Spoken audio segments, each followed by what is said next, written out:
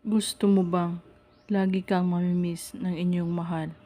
Kahit magkalayo man kayo sa isa't isa, ikaw pa rin ang laman ng kanyang puso't isipan.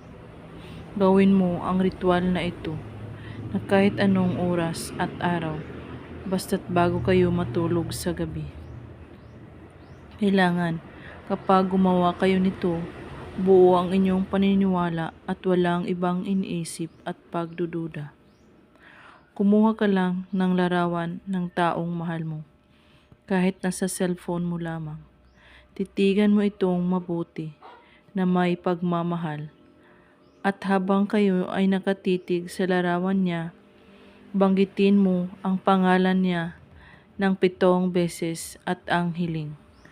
Pangalan, mamimiss mo ako lagi.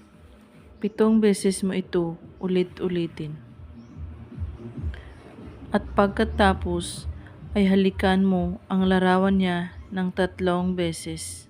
Saka, pwede na kayong matulog sa gabi.